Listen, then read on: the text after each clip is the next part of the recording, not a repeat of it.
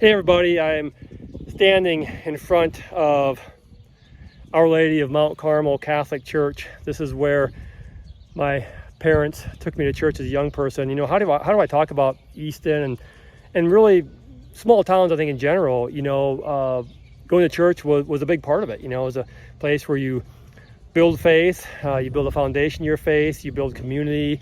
I mean, in Easton, there was only two places you went. You either went to the Catholic Church or you went to the Lutheran Church. So, it's a massive part of a person's life. And so it's really kind of impossible to do a video without talking about the church I went to. And of course, it was affiliated with the school, of course. They had a school that went with it, which, you saw in a previous video. But I was noticing the sign here. The sign in front of the church says Our Lady of Mount Carmel Catholic Church. Well, actually, it just says Our Lady of Mount Carmel. Yeah, Our Lady of Mount Carmel Catholic Church. If you look down here, I don't know if you can see the sign or not. It says when Mass is, Sunday, 10 a.m. Then it also says, Father Greg Havel. Well, what's interesting about that is my mother's maiden name before she married, into Schultz was Havel, Havel, spelled the same way. No relation there, but it's interesting. She does have a nephew. She has a nephew named Greg Havel. I think it was her brother's son was Gregory Havel, I believe. Now the priest here at the church currently, his name is Greg Havel. I thought that was kind of interesting. And I was also looking at the sign here. It says Deacon Gene Paul. Deacon Gene Paul. Gene Paul is the dad of, one of his kids was one of my best friends in grade school I went to school with. Gene Paul is his dad. So he's still one of the deacons here at the church. So there's the church here in the background. So let me just kind of walk out in front here. Interesting, every morning as the bus would drop the kids off here in front of the church. And thinking back, Monday and Wednesdays we got off the bus and we would ascend this staircase right here. We would ascend this staircase right here, go in those two front doors, and go to Mass. That was Monday and Wednesday.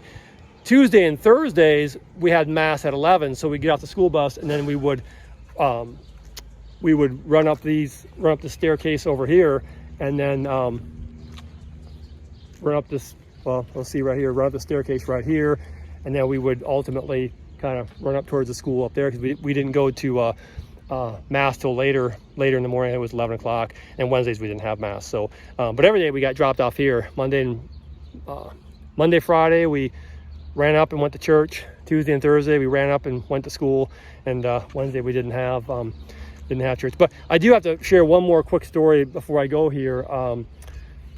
A few years ago, there was a horrible storm that came through Easton, and I'll just try to give you the steeple of this church. I'm just trying to give you a view of it here.